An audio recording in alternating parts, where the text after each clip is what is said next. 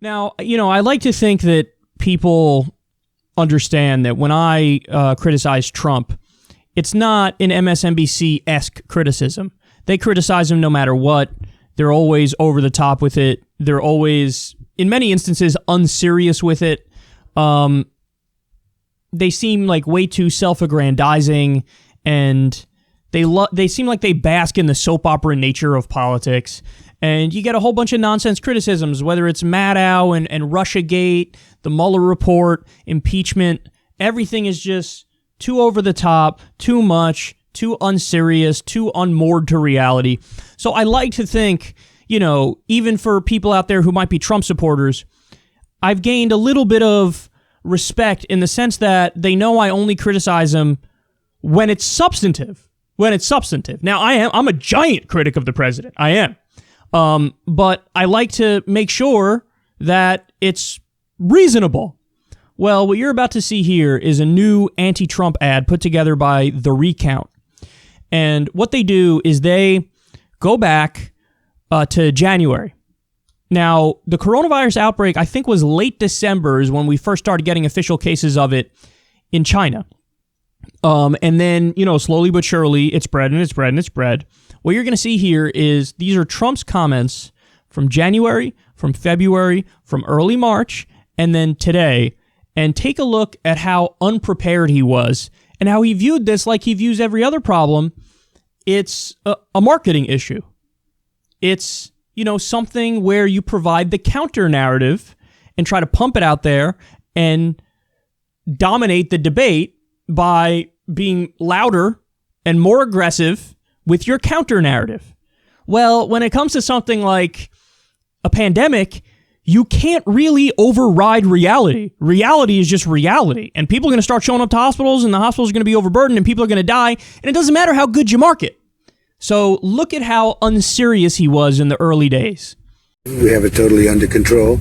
It's one person coming in from China. We think we have it very well under control. We pretty much shut it down coming in from China. In April, supposedly it dies with the hotter weather. When it gets warm, historically, that has been able to kill the virus. People are getting better. They're all getting better. And the 15 within a couple of days is going to be down to close to zero. It's going to disappear. One day, it's like a miracle. It will disappear. And you'll be fine. They're going to have vaccines, I think, relatively soon. Not only the vaccines, but the therapies. Therapies is sort of another word for cure. We're talking about very small numbers in the United States. Our numbers are lower than just about anybody. It's really working out. And a lot of good things are going to happen. And we are responding with great speed and professionalism. It's going to go away. Yeah, no, I don't take responsibility at all. We're going to all be great. We're going to be so good. This came up. It came up so suddenly. This is a pandemic. I felt it was a pandemic long before it was called a pandemic. All you had to do is look at other countries. The coronavirus, you know that, right? Coronavirus. And this is their new hoax. We're 15 people in this massive country. And because of the fact that we went early. We could have had a lot more than that. We're doing great. Our country is doing so great.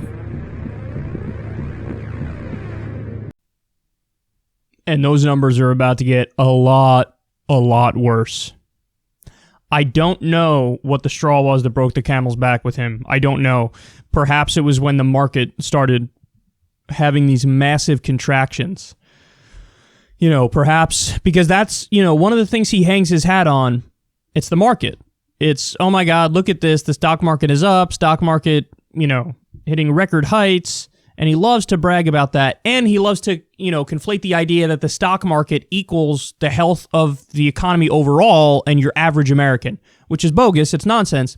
But that's what he always bragged about. That's what he always went to. And probably became real as a heart attack to him when he saw, so I lose like half of my bragging rights as president. I just lost it because the market is now plummeting and falling off a cliff. And maybe that's when he started taking it seriously. But, I mean, you saw it, man. The fact that early on he was saying this is a Democratic hoax. Man, imagine being that much of a simpleton where you think that like any criticism that comes your way by definition is illegitimate. Because it's just them playing a partisan game.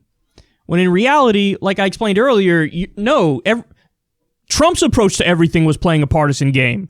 He's an expert marketer, And he goes out there and he always makes his own case. But even when it, contradicts reality, he's like, I don't care. I'll just override reality. If I have enough arrogance and bluster and I'm strong enough and I'm persistent enough, then whatever I'm saying, it's the ultimate postmodernist approach to politics. I'll just override it. Truth. There is no truth. I'll make my own truth and then I'll bulldoze ahead. And I got to tell you guys, in so many ways, it had worked until he ran into a freaking concrete wall, which is a pandemic. So to go through some of the stuff he was talking about there, he said early on, we have it under control. Stop and think about the fact that when he was making these points, the administration was doing either nothing or next to nothing. But he just goes out there and says, yeah, we have it under control. It shows you there doesn't have to be any connection to reality or tangible action. It's just like he just says stuff.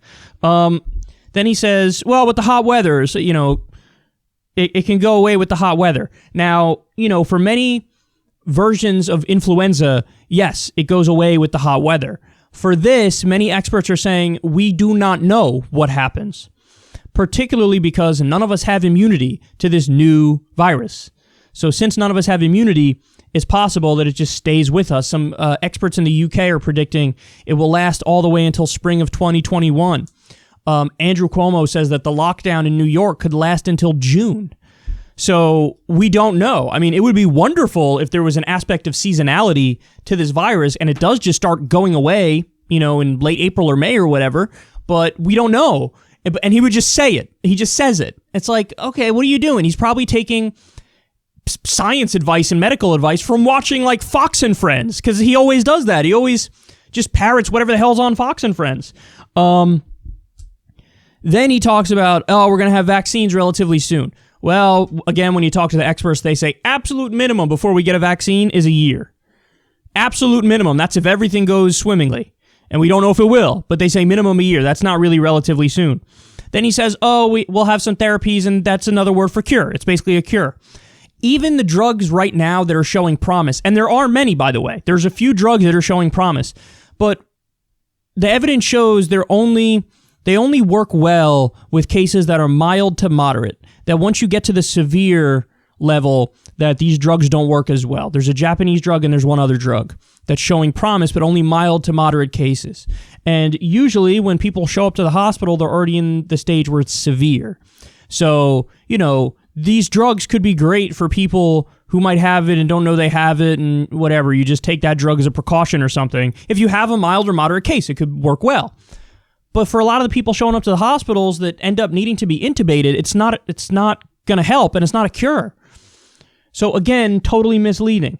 Then he said, and I'll leave you on this one because this one is honestly the most evil. He talks about how, our numbers are lower than other places in the world. Well, one reason why that is because we were just behind other places. Like the virus reached other places before it reached here. That doesn't mean that like this snapshot in time is permanent. No, the situation is fluid. The situation is evolving. So you could say, we have 15 cases here. Trump, it's not like it's going to stay like that.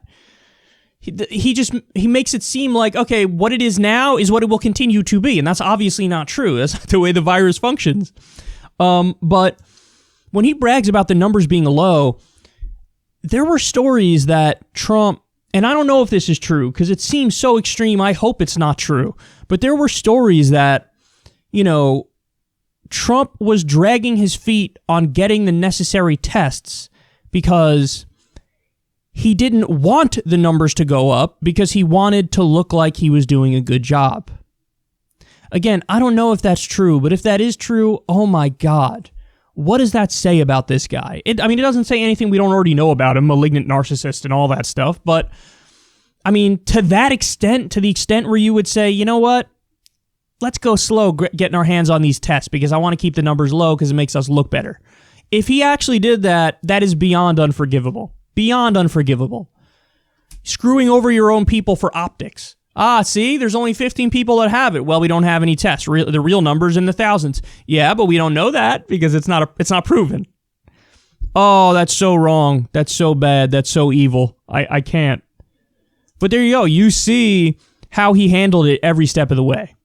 And how he handled it was treat it like a marketing problem, treat it like a marketing problem, treat it like a marketing problem, treat it like a marketing problem, until he had no out. And it was in March, I don't know, 15th, 16th, 17th, something like that. He was finally like, oh yeah, this is a big problem. Actually, wait, that's not fair. What is it now? Oh yeah, no, maybe that is right. Whatever the thing showed, I don't know. In the middle of March is when he was like, oh, okay, so this is a problem. So unforgivable and really dumb. And it just shows that we can't do basic things anymore. And that's really depressing. That, post World War II, we were this shining city on the hill, to get corny about it. And we had so much manufacturing that would happen here. And, our society was one of the few that wasn't totally obliterated by World War II. And we just had so much promise. And then, now we're at the point where we can't even effectively respond to a pandemic, something that in theory, all it would require is more hospital beds, more ventilators, more masks, having, the proper equipment and medicines ready.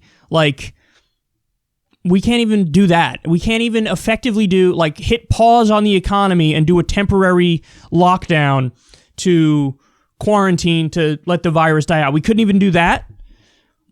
I'll tell you, man, looking at how we've reacted from the position of countries that have reacted better, it's almost like they could have a sense of pity for us. Man, you guys are pathetic. And on this, I have to agree.